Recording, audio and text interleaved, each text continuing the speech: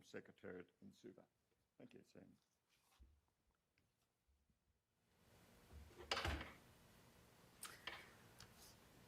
Thank you.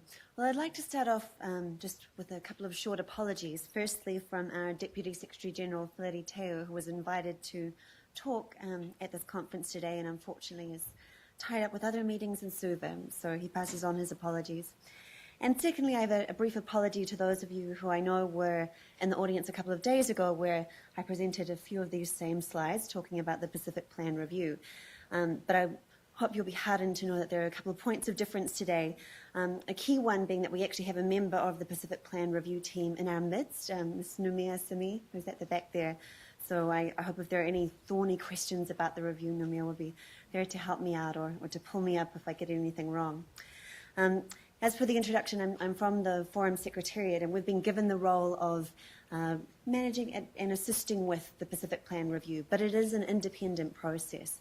And so what I'd like to do today is just highlight some of the findings that the team has released and made public thus far, noting that we'll hear more from them in about a month's time when they put out their draft report, which will have a lot more details about some of the initial proposals.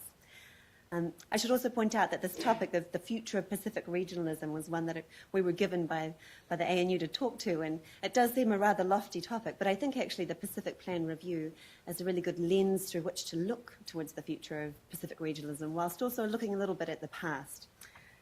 So to begin, I don't want to go very far into the past because, in fact, the Pacific Plan itself is a relatively young document, and again, I have shown this before, and people should be very familiar with this leader's vision, which was issued in 2004.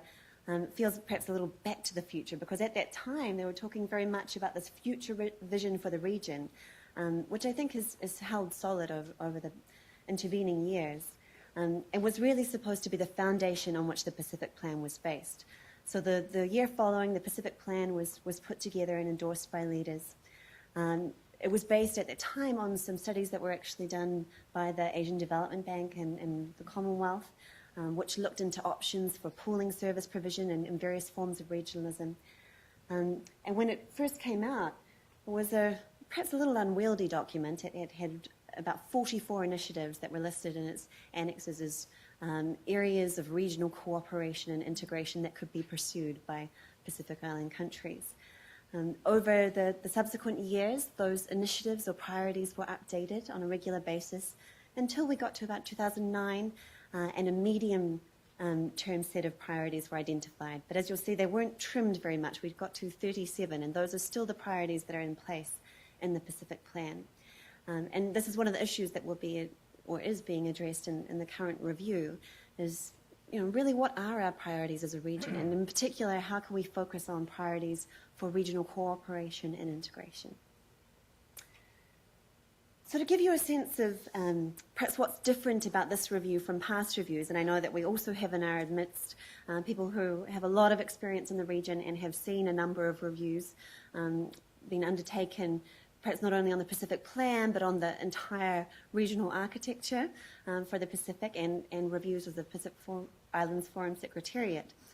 And one thing that we think is a point of difference with this review, we hope, is that it's led by an eminent person from the region, Sim McCary, and he has a very strong team with him. We have 2 country officials who've been there in support, and 2 international consultants who have actually been brought on to help in producing the review's outputs as well.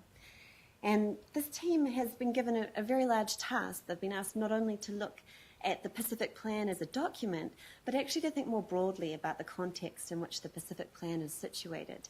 And as has been alluded to in the previous session, that context has really changed. Even over the short few years since the Pacific Plan was first implemented, we've seen the rise of sub-regionalism. We've seen the change in the international agenda and a number of agreements that the Pacific has signed up to, or issues on which shared stance has been taken. And there's been pressure on the Pacific Plan to really take that role of helping to present a shared platform for the Pacific. And at the same time, there's been pressure from the national level to align with a lot of national development plans and show how that these objectives that are outlined at a regional level also relate to community and national levels. So the team has been really asked to look at that whole broad context and really think about governance issues as well as the wording of the plan itself. They've been rather busy in the few months that they've been on the job. From January to May this year, they travelled around all of our foreign member countries and our 2 associate members, so 18 countries in total. And throughout those consultations, they were meeting with politicians. They were actually here at ANU a couple of months ago and held a consultation with academics. They've been meeting with other regional organisations. They've been meeting with civil society groups, so really trying to canvass a whole range of voices. And of course, they haven't been able to speak with everyone, and they've tried to hear a little more by inviting public submissions. And I know that in the end we've received over 70, and although that public submissions process is now officially closed, they've generously said that if there are some more pressing issues that people want to convey to them, that they'll hear those. And in particular, if there are issues that are responding to the documents, the review notes that the team has already put out. As I mentioned earlier, the team is due to come back to us at the end of next month and certainly in time for the Pacific Plan Action Committee meeting in early August with their draft report, which we think will provide some more detail on their interim findings, which I'd like to touch on now. One of the key findings that the team have presented was, in the presentation which was given in Suva at the end of May, was really focusing on the region that they found during their consultations.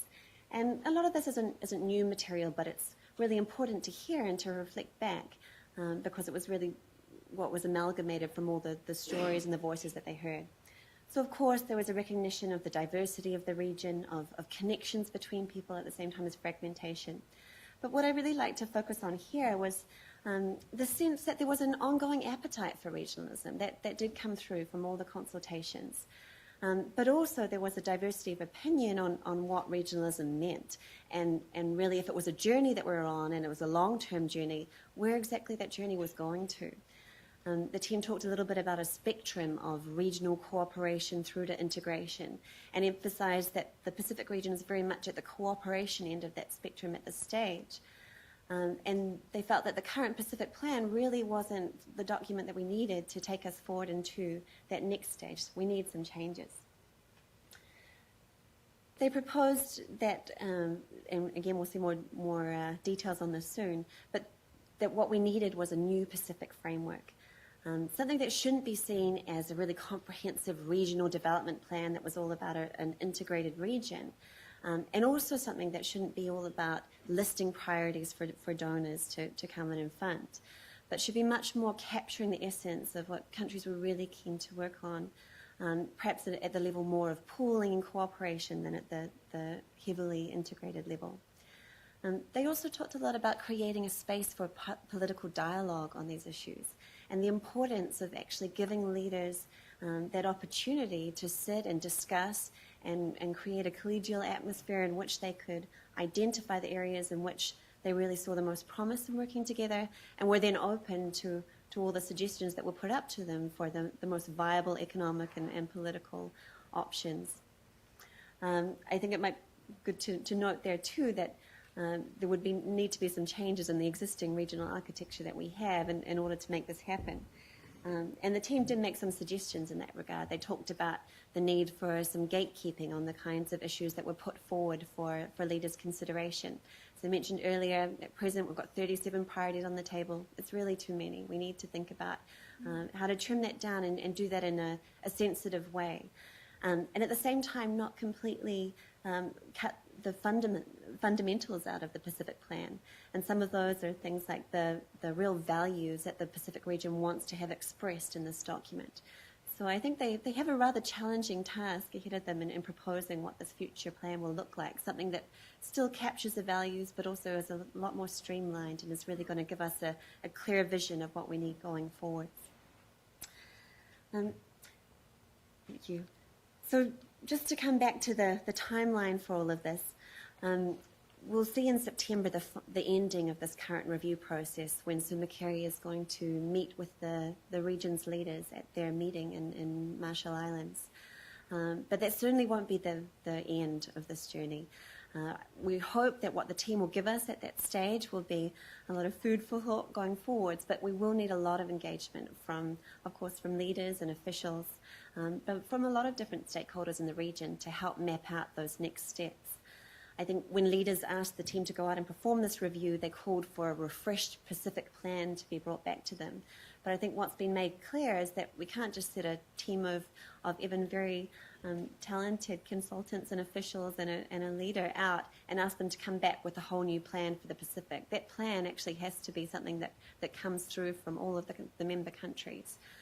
So what we're hoping is that they'll give us the document that will set out some next steps, but certainly won't be the end of the process. I'd just like to end by giving you the URL for the team's website. I think it's important to have a look at that because they've been putting up all their documents as they go along, and it's been a wonderfully transparent process. We've had all the submissions have been loaded up there as well as their review notes. I think up to this stage their full presentation that they gave in May is up there, and we expect that there'll be a few more review notes over the